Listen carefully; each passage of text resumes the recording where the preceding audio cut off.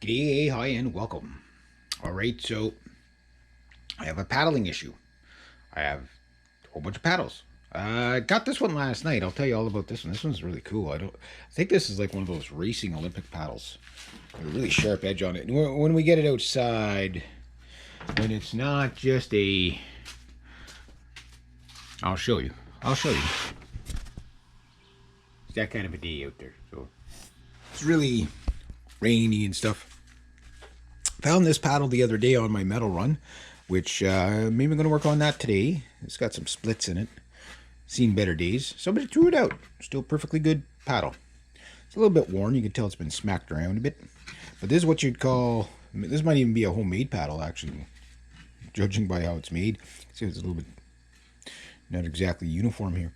But anyway, that's like an otter tail paddle. This would be an otter tail paddle. These are beaver tail paddles. So these are the power paddles here. But this paddle, because of the long handle, this might be a racing paddle, judging by the way it's being so long. Like, it's really long. Like, it's, okay, it's about 4 or 5 inches, almost 6 inches longer than all the other paddles. So this could be an Olympic style canoe. I stole that from my brother fair and square right in front of him. I said, "Oh, you have a paddle there. I'm stealing this from you." He's like, "Oh, okay. Well, yeah, whatever." So I'm stealing one of his canoes, and I'm stealing a paddle from him. And I did it broad daylight, just because I could. I'll bring it back eventually, but he's not using this stuff right now. But so we got different types of paddles. The one I'm actually most interested in getting going good is this one right here. But I got to refinish it. So this is, like I say, an otter tail paddle. These are, so you can see there's a little bit of a, this camera won't pick it up properly, but you can see it kind of comes in a bit. So it almost looks like a beaver tail, but the beaver tails are very, big, flat, and they stay not quite this symmetrical on all of them.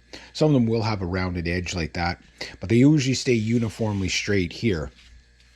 And then the otter tail will, whoop, don't drop it. Push that. That's a really nice one. It looks like rock maple or something. That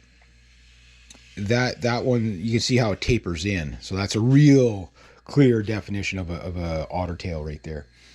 This one is an otter tail. It does come in a bit. You can't really tell, but right about there. The otter tails are obviously usually longer and more slender. Like this probably has the same surface area as this. I wouldn't doubt it.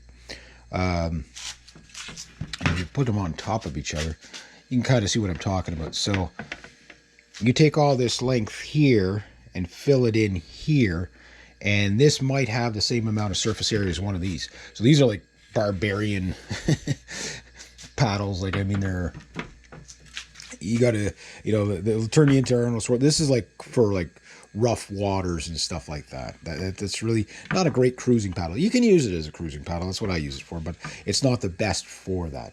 Something like this is a bit better for cruising, because it's a lot easier on the shoulders. Like it's smoother, it goes through the water.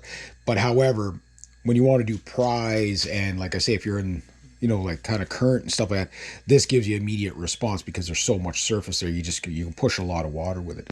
So I just wanted to show you those paddles. Those are usually the two main designs you got. There's variations of each design. So typically beaver tail paddles and otter tail paddles are usually two designs that you get. So I just thought I'd show you that. All right, there you go.